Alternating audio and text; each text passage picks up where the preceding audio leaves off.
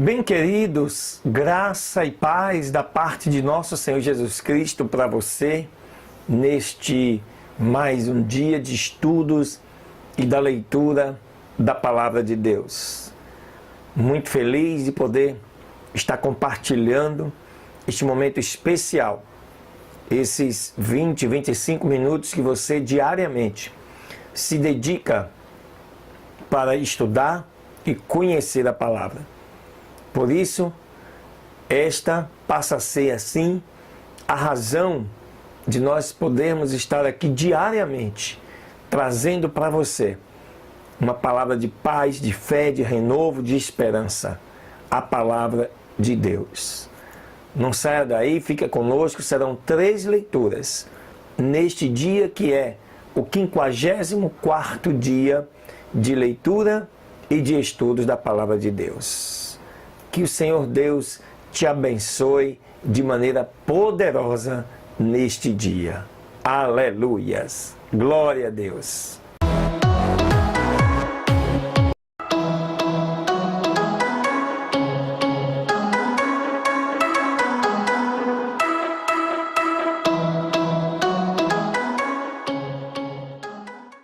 Muito bem, queridos, e a primeira leitura deste 54º dia de estudos da Palavra de Deus está aí na tua Bíblia, no livro de 1 Coríntios, no capítulo 11. Hoje nós vamos estudar apenas até o versículo 16. O versículo 17 em diante será para a próxima quarta-feira.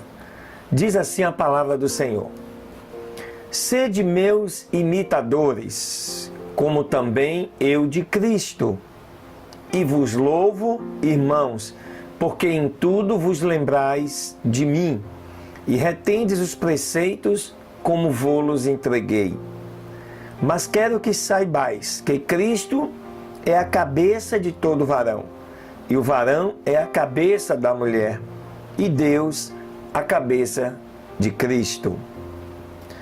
Todo homem que ora ou profetiza, tendo a cabeça coberta, desonra a sua própria cabeça. Mas toda mulher que ora ou profetiza, com a cabeça descoberta, desonra a sua própria cabeça, porque é como se estivesse rapada. Aqui é importante nós destacarmos que nesta época algumas mulheres eram obrigadas, a rapar sua cabeça, barbear suas cabeças como castigo de prostituição ou de adultério. Paulo está dizendo aqui que as mulheres cristãs não devem insistir por seus direitos até chegar ao extremo em que chegue a parecer-se como o pior do mundo.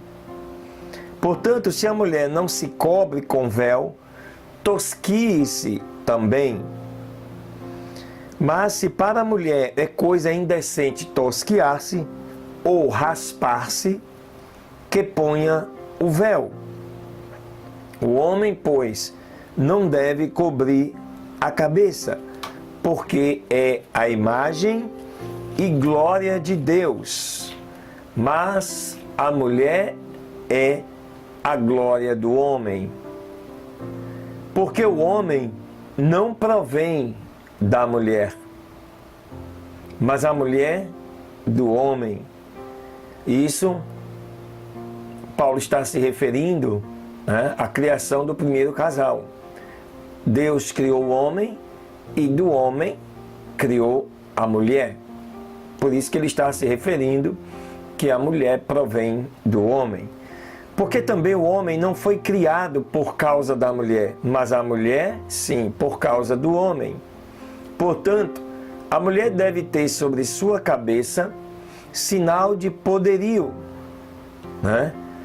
por causa dos anjos. Isso para a época, a mulher não deveria então cortar o seu cabelo. Era um costume cultural para a época.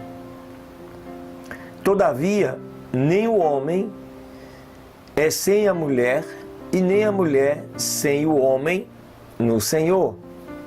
Porque, como a mulher provém do homem, assim também o homem provém da mulher.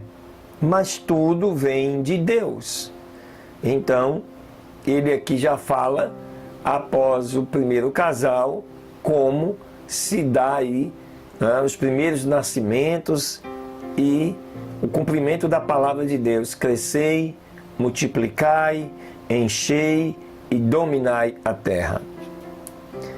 Verso 13. Julgai entre vós mesmos. É decente que a mulher ore a Deus descoberta? Ou não vos ensina a mesma natureza que é desonra para o homem ter cabelo comprido? Mas ter a mulher cabelo crescido lhe é honroso, porque o cabelo lhe foi dado em lugar de véu. Mas se alguém quiser ser contencioso, não temos tal costume, né? Nós não temos tal costume, nem as igrejas de Deus, né? Paulo chama a atenção aqui de um aspecto muito interessante, para que a gente possa entender essa questão do véu. Aquela época, as mulheres prostitutas ou adúlteras tinham como castigo que, né, raspar sua cabeça, tirar o cabelo, que era sinônimo de diferenciar a mulher que não era prostituta da prostituta. Essas mulheres, quando tinham contato com o Evangelho de Cristo, elas se convertiam.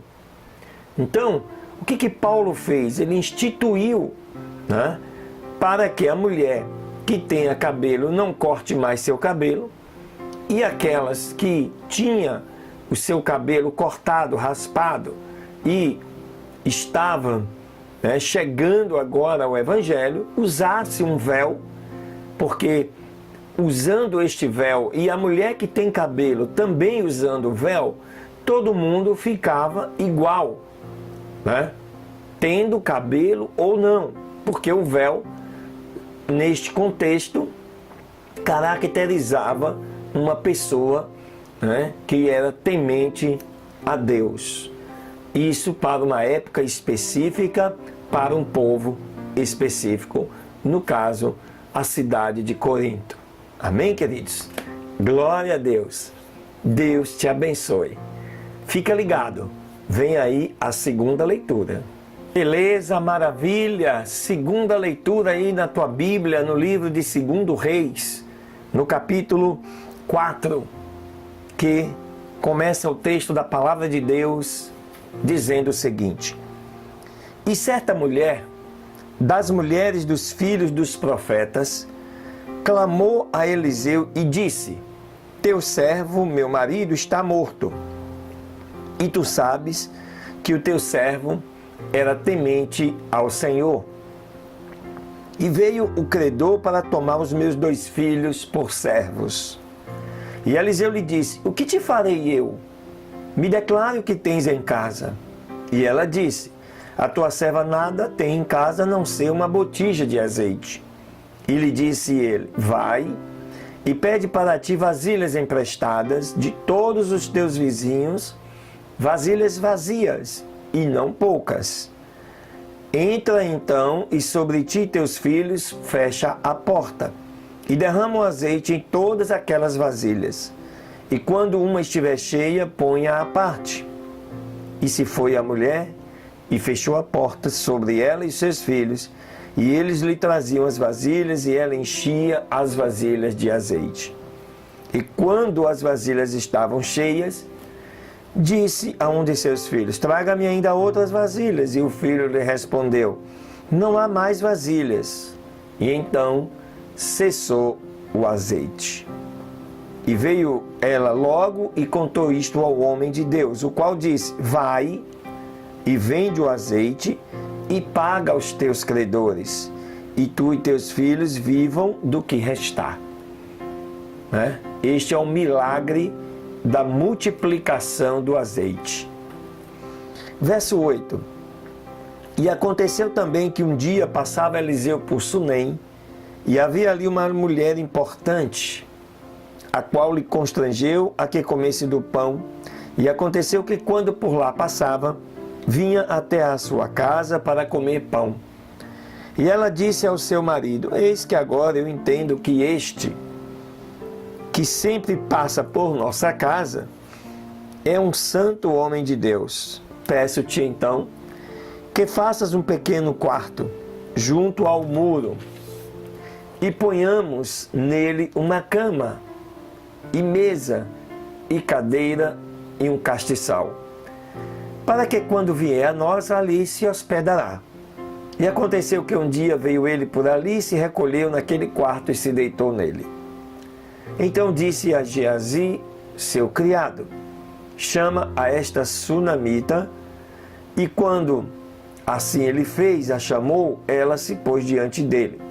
Pois havia dito ele a Geazi: diga-lhe, eis que tu tens nos tratado com todo o esmero. O que quer que seja feito por ti? Quer que falemos por ti uma palavra ao rei ou ao capitão do exército?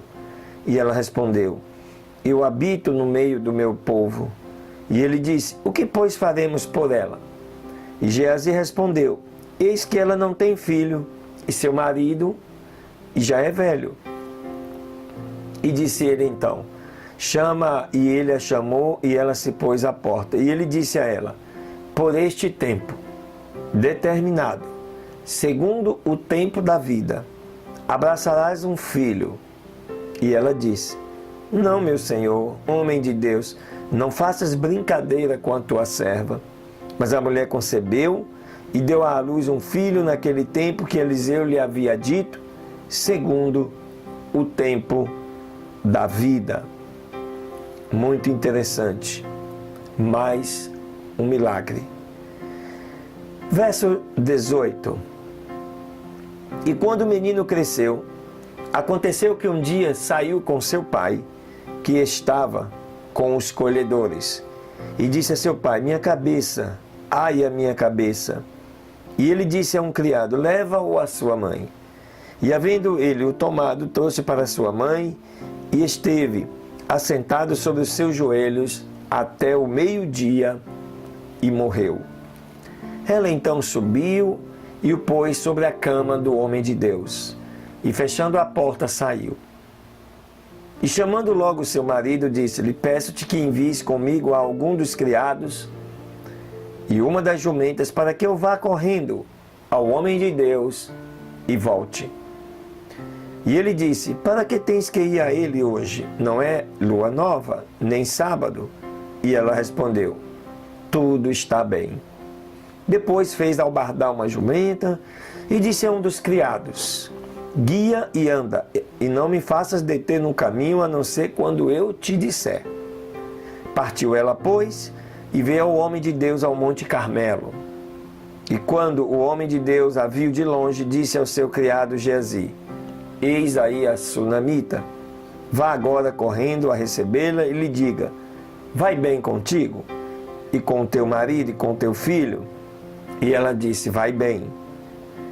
E logo que chegou ao homem de Deus no monte, agarrou nos seus pés, se achegou a Geazi para retirá-la. Mas o homem de Deus lhe disse: deixa, porque a sua alma está em amargura, e o Senhor me tem encoberto o motivo, e não me revelou isso. Aqui nós aprendemos que, mesmo sendo um profeta de Deus, nem tudo Deus revela aos seus profetas, somente quando necessário e importante para Deus. E ela disse então: pedi eu algum filho ao meu senhor? Não disse eu que não me enganasses? Então disse ele a Geazi: cinge os teus lombos e toma o meu bordão em tua mão e vai. E se alguém te encontrar, não o saúde. E se alguém te saudar, não lhe responda. E porás o meu bordão sobre o rosto do menino.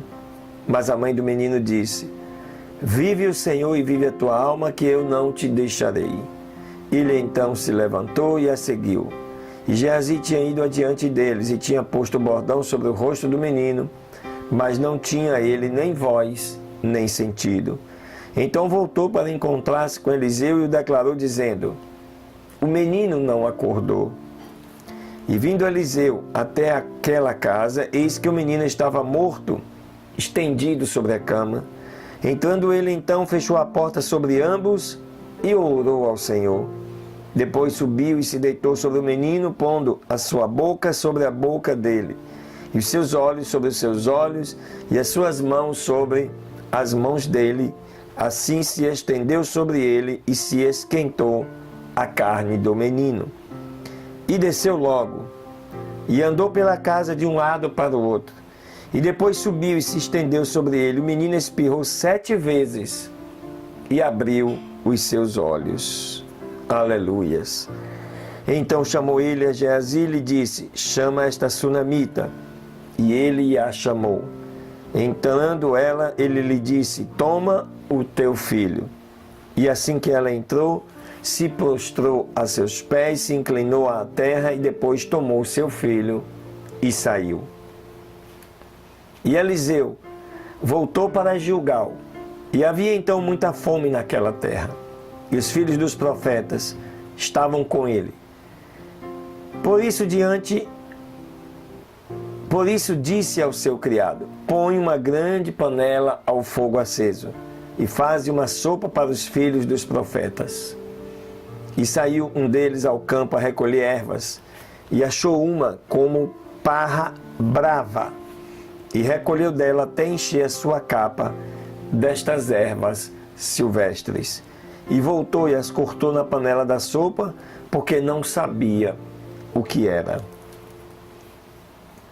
E depois foi dado para que os homens comessem. Mas aconteceu que, comendo eles daquele caldo, clamaram dizendo: homem de Deus, há morte na panela, e não puderam comer. E então Eliseu disse: tragam farinha, e a aspergiu na panela e disse: dai de comer ao povo. E não havia mais mal na panela. Veio então um homem de Baal Salisa, o qual trouxe para o homem de Deus pães das primícias, 20 pães de cevada e trigo novo em suas espigas. E Eliseu disse: dá ao povo para que comam. E respondendo o seu servo: como poderei pôr isto diante de 100 homens? Mas ele voltou a dizer: dá ao povo para que comam, porque assim diz o Senhor: comerão e sobrará. Então ele os pôs diante deles e comeram, e ainda sobrou, conforme a palavra do Senhor. Aleluias! Esse é um Deus de milagre, querido. Esse capítulo 4 de 2 Reis fala dos milagres de Deus, né, sobre a vida do seu povo. Exemplos que estão recheados tanto no Antigo quanto no Novo Testamento. Deus é um Deus de milagres. É um Deus que supre todas as nossas necessidades. Só precisamos depender dele. E é o que ele quer. Dependa exclusivamente do Senhor. E tenha certeza, ele nunca vai deixar te faltar nada. Amém, queridos? Glória a Deus e Deus te abençoe. Fica ligado. Vem aí a terceira leitura com o estudo do último capítulo do livro de Amós. Muito bem, vamos então à nossa terceira leitura, né, concluindo o estudo do livro de Amós. Está aí no capítulo 9 e diz assim a palavra do Senhor: vi o Senhor que estava sobre o altar e disse: fere o capitel e estremecem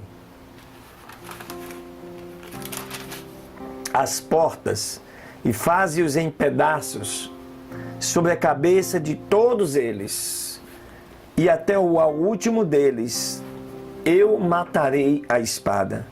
Não conseguirá fugir nenhum deles e nem escapar. Embora cavem até o Seol, de lá a minha mão os tirará. E embora subam até o céu, de lá os farei descer. E mesmo que se escondam no cume do Carmelo, ali os buscarei, dali os tirarei. E embora se escondam de diante dos meus olhos, no profundo do mar, ali ordenarei a serpente e ela os morderá. E se forem cativeiro diante dos seus inimigos, ali mandarei a espada, que os matará, e porei sobre eles os meus olhos para o mal e não para o bem. Porque o Senhor, Deus dos exércitos, é o que toca a terra, e ela se derrete e chorarão todos os que nela habitam. E crescerá toda ela como um rio, e diminuirá como o rio do Egito.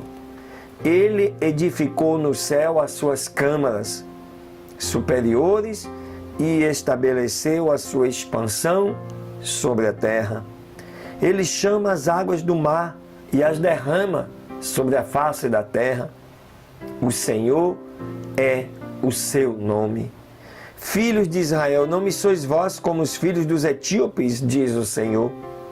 Não fiz eu subir a Israel da terra do Egito, e aos filisteus de Caftor, e aos sírios de Quir? Eis que os olhos do Senhor, Deus, estão contra este reino pecador, e eu o extirpei da face da terra, mas não destruirei de todo a casa de Jacó, diz o Senhor. Porque eis que eu ordenarei e farei que a casa de Israel seja sacudida entre todas as nações, como se sacode o grão em um crivo. Vem que caia um só grão na terra. À espada morrerão todos os pecadores do meu povo, que dizem, não se aproximará, nem os alcançará o mal. Naquele dia, eu levantarei o tabernáculo caído de Davi e repararei as suas brechas, e levantarei as suas ruínas e o edificarei como no tempo passado, para que aqueles sobre os quais é invocado o meu nome possuam o restante de Edom e a todas as nações, diz o Senhor que faz isto. Eis que vem dias, diz o Senhor, em que o que lavra alcançará ao colhedor, e o pisador das uvas ao que lança a semente, e os montes destilarão mosto, e todas as colinas se derreterão. E trarei do cativeiro o meu povo Israel, e edificarão eles as cidades assoladas, e as habitarão, e plantarão vinhas, e beberão vinho delas, e farão pomares e comerão fruto delas. Pois os plantei sobre a sua terra, e nunca mais serão arrancados da sua terra, que eu lhes dei, diz o Senhor Deus. Aleluias! São as promessas de Deus para Israel. Mesmo com toda a sua desobediência, Deus promete um dia plantar a Israel, que é o que está acontecendo há 70 anos com a criação do Estado de Israel. Completou agora em 14 de maio de 1900, e lá em 1948, agora em 2018. E a cada dia mais Israel tem assumido as faixas de terra antes ocupada pelos palestinos. Porque é promessa de Deus. Israel, como seu povo, vai estar plantado no lugar que Deus escolheu. Quer queiramos ou não, a vontade de Deus é soberana, é perfeita, é boa e é agradável. Quem tem ouvidos, ouça a voz do Espírito. Amém, queridos? Um beijo no teu coração. Que o Senhor te abençoe, te guarde, te proteja, te livre de todo mal e te dê um dia de vitória na sua presença. Não importa a hora que você esteja assistindo este vídeo, tenha certeza, se você vem seguindo todas as leituras, são 54 com esta, eu creio que a sua vida já passou por uma grande transformação. E Deus tem muito mais para você. Amém? Deus te abençoe. Aleluias.